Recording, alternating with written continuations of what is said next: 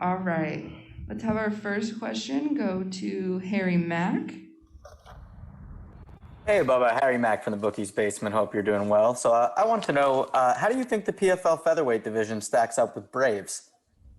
I think the PFL division is a little bit more tough because of all the caliber of wrestlers.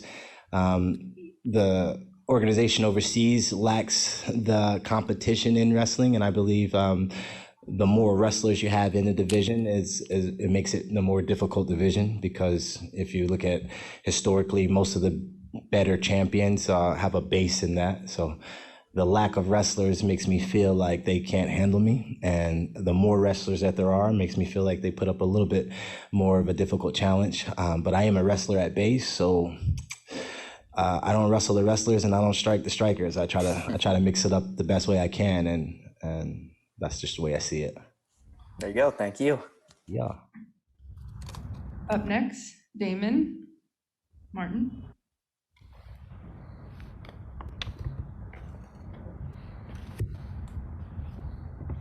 Crowded. Damon, you here? A lot of people out there. All right, Damon, we're gonna come right back to you. Tom Ward, go ahead. Hey, Bubba. Tom Moore from Gimme Sport here. How are you doing? Wonderful, wonderful. I just want to read you a quote that you did with an interview with My MMA News. You said, "I used to beat Lance Palmer for a Big Mac and an orange soda." I was just wondering if you could touch on that a bit and explain your history. Yeah, man. Me and Palmer go way back, as far as like 12, 13 years old, and wrestling in the same tournaments, big national tournaments when we were in, middle school, high school, and things like that. But I wrestled him multiple times in college. And if you know anything about the NCAA, they don't like to pay their athletes. So all I could afford was a Big Mac and an orange soda. And that was all I was looking forward to after any match. And after I beat Palmer, that was the things that I ate. So a lot of times, when I was cutting weight, and my coach would be like, "Hey man, if you win this match, you can get a Big Mac and an orange soda." That was like our little thing. And one time I had Palmer on the menu, and I beat him, ate him up a lot, and I was quickly at the next McDonald's ordering that Big Mac and an orange soda. So literally, I used to beat Palmer for a Big Mac and orange soda. It's amazing that they're giving me some commas for it now, but I'll take it how I can get it. So following on from that then, if you win the tournament, what are you going to buy first? I'm going to buy headquarters, a crib, a house, a home. I got a jeweler who sponsors me. Everything that I need, I get sponsored because, I got a good look, I got a good face, I got a face for TV, not for radio. So it just makes sense to, get all that stuff sponsored and endorsed. But when I spend my coins, it's going to be on something to leave an inheritance for my children. That's for sure. All right, Damon Martin, are you here now? I am. Bubba, you and Lance, as you mentioned, do go back a long ways with the college wrestling, but he had said that there's no real rivalry. It was, 15 years ago, whatever it was when you actually wrestled. Is there a rivalry between you two, or is it just a competitive thing? It's a competitive thing for sure. Rivalries is when you go back and forth, and he hasn't gone back and forth with me. He's came short multiple times over. So a rivalry is, back and forth, you, me. It's just been me. And again, it's going to be me, and we'll see how it goes. Like you said, you're right. It's not a rivalry at all. Were you glad that PFL gave you him right out of the gate in your first fight? No, I was not glad. I was excited, but I wasn't glad. I figured beating a man like Palmer would give me $1 million, since he's been the two-time $1 million champion. So to fight him in the first round, which is nowhere near $1 million, is a massive pay cut for having to do the same amount of work. But I do feel like it's a favorable matchup. I do feel like on paper and in reality, it looks good for me in my camp. I'm a bad man, and he's the party boy, and I plan to crash every balloon that gets blown up. Thanks, Bubba. Up next, Mike. Hello, Bubba. This is Michael from Mike Owens Media. Given Lance Palmer has won the PFL tournament twice, how big of a win would this be on your resume? Oh, it'd be massive. It'd be massive. I'm known as the champ killer. In college, I beat 10 national champions. I've gone to other organizations and beaten their champions right off the bat. This is not something new for me, but it would be massive. Palmer is a tough fighter, a tough individual. He's gone 11-0. He's not only just a two-time $1 million champ winner, he's won the championships in other organizations before this one. So he's a very formidable opponent. I think people get my banter and the way that I speak as if I'm downplaying who Palmer is. I know exactly who Palmer is, and that's why I speak the way I speak. He's tough. He's dangerous. Out of 25 fights, I believe the man's won 22 of them. He is no joke, but he is not where I am yet. Superb. Thank you. Yes, sir. All right. Up next, Ronald Smith. Hello, y'all can hear me? Yes. This is Ronald E. Smith from Getting Real. Bubba, how you doing? I'm always good, man. Grandma cookies. That's what I'm talking about. But the one thing I want to ask you is how every other fighter, just like all of us, 2020 was a very hard year. So for you during that whole time, where was your head at and how were you able to keep focused through those times? Man, I'm a big believer in Christ, and the Lord's reserved me multiple times in Bellator and in other organizations. I have had long layoffs, alpha wins, and long layoffs between fights. So it wasn't anything new for me to have, a year off or some time off between fights. So I really just focus on the things that I've always focused on, is getting better, not lying to self, looking myself in the mirror, making sure that I check all the boxes when I come to the places that I lack. And, I end up building a gym, end up becoming a head coach, end up becoming an African-American all in the Wrestling Hall of Fame. So, I checked a lot of those boxes off my goals while I wasn't in the cage, but it just was a place to kind of focus in on myself and my family and try to get to a better place when the season does come back. And we here, baby, we live. Thank you very much. Yes, sir. All right. I'm going to go ahead and read a question from Dustin Kish. You last fought in MMA back in 2019. Do you believe in ring rust, or is this more of a mental thing? It's mental. It's always going to be mental. Like I said, I've been preserved very well. I've been in the game for a long time without having as many fights as a lot of these other people. Like I said, Palmer's got 25 fights. I believe I have 19, 20 maybe. But with those fights, I've had so many different layoffs and, stuff like that. So my first part of my career, I was rapidly fighting, and then it slowed down drastically. So it just gave me opportunities to get better inside the cage and outside the cage as a person, as a man. I've grown from being a college graduate to becoming a husband, to becoming a father, and, trying to mix all those things together.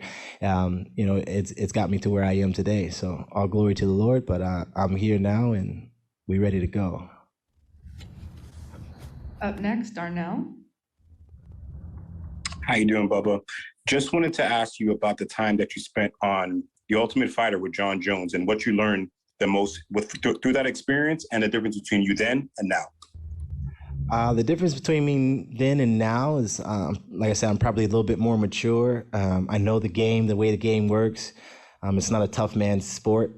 I was taking, at that time, I would fight anyone, anywhere, anytime. And I still have that mindset, but to be strategic about things, to have matchups, to look at each opponent with a different eye, to be more professional. You go from becoming a challenger to becoming a contender, and then I became champion. So the mindset obviously changes as you develop. So that's one thing that I got to do better. And just being under the wing, even though I'm older than Jones, just being under the wing of what superstardom was, 7 weeks in Vegas was a different experience at that level. So I got to learn a lot, got to see a lot, got to be around a lot of different people. And, I'm a networking spider. I figure out how to get in the best places, find myself at the best tables, and people, they favor me. There's something about, I guess, my transparency, or just my little swag that I have, my characteristics, my personality, that, once you know Bubba, you kind of dig him. I'm not hard to get along with. Thank you. Up next, Will Getling. Hey, Bubba, thanks for being here today. Thank you. I had nowhere else to go. So I've noticed that you've had some amazing finishes in your past. Are you planning on finishing, Lance? Absolutely. I don't know if you've heard this or not, but I'm going to do in less than 15 minutes what they couldn't do in the last 2.5, 5 years.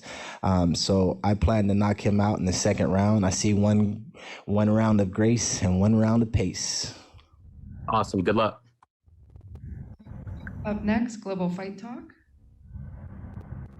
Hi, Bubba. This is Sap from Global Fight Talk. I just wanted to ask what kind of opportunity this is for you and how excited are you? It's a big opportunity. I'm fighting the champ in his organization and what they would call his weight. It's a major opportunity. Anytime you can fight for the comments that we're fighting for, or the check that we're fighting for, it's obviously game changing. And I'm a very smart individual. You put $1 million in my pocket, I'm the NBA. I'll never be broke again. Appreciate you. Good luck. Yes, sir. Up next, Alder. Hey, Bella. Thanks for doing this. I'm Alder from Empire Sports Media in New York. I would just like to ask, what's your relationship with Lance off the cage? And since you've been beating him in college, do you think that mental edge will help you in this match? It will absolutely help me in this match. I feel as though I'm in his head, whether he wants to believe it or not. He's thought about the things that we've gone through. And he can dismiss that it was 15 years ago, but like one of the movies says, people don't forget. And, I'm pretty excited that it is him.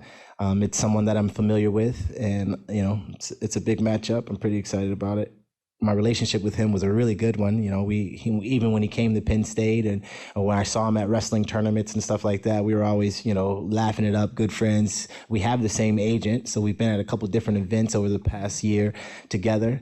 But I've shut off a little bit of that friendship. I haven't seen him since I've been here in quarantine, but I shut off that friendship. We'll be cool. We'll shake hands. We'll be cordial. It's not going to be any weird stuff going on during the, lead up to this fight. I'm not that type of guy anyway. So it's going to be all sportsmanship, all competitiveness. But at the end of the day, I'm a competitor. I'll beat my mama in a race if she step up. Thank you.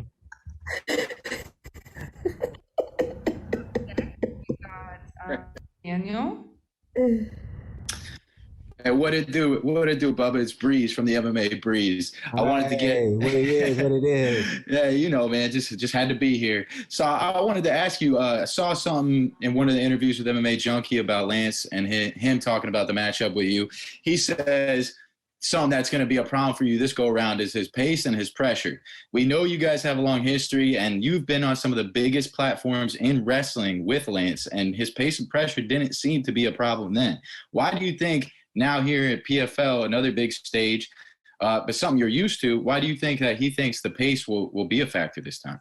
I think he thinks I'm very similar to these other fighters that has an ability to wrestle, but not be able to deal with his wrestling. Deja vu is one thing, not deja vu, but what's the lack of memory? I can't think of the word. Literally, I can't think of the word of not thinking of the word that has you lacking memory. But amnesia. That's it. Amnesia has, I believe, set in a little bit on him, but not on me. It's been 15 years, as he says, since I beat him, but I know that's playing in his head. So, man, pressure makes diamonds, and I've been under a lot of pressure my whole entire life. The fact that I can punch him more than I have to wrestle him, the fact that I can be the athlete that I naturally am, I think he discounts the athleticism that I bring to the MMA sport.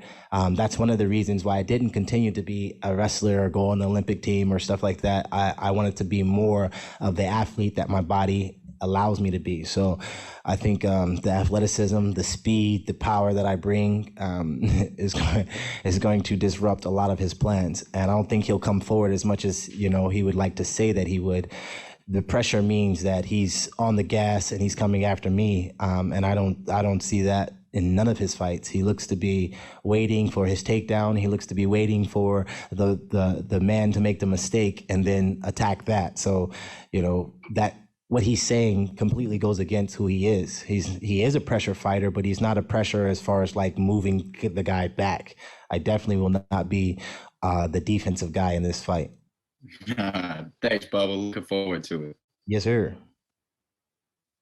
All right. Our last question, Sergio. Bubba, how you doing, man? This is Sergio from the Fight Podcast. What's up, man? Man, maintain it, family. So check it out. You've been champion in other organizations. Yes, sir. But now being the fact that you're fighting against Lance Palmer, the face of the PFL essentially, and you're on ESPN now, what does a win like that do for your profile and again, just your career going forward? The way that I'm about to finish Palmer is going to put me on the top 10 highlights. Me being on ESPN2, doing what I'm about to do in the second round of Palmer, and once we hit that, we off to stardom, baby. The way that I talk, the way that I walk, the way that I move, the way that I groove, people dig that. And you can't deny who I am. You can't deny I'm a bad man. You won't be able to deny what I'm about to do to Palmer. There you go. Thank you very much, man. I appreciate it. No problem. All right, Bubba, thank you very much. Yeah.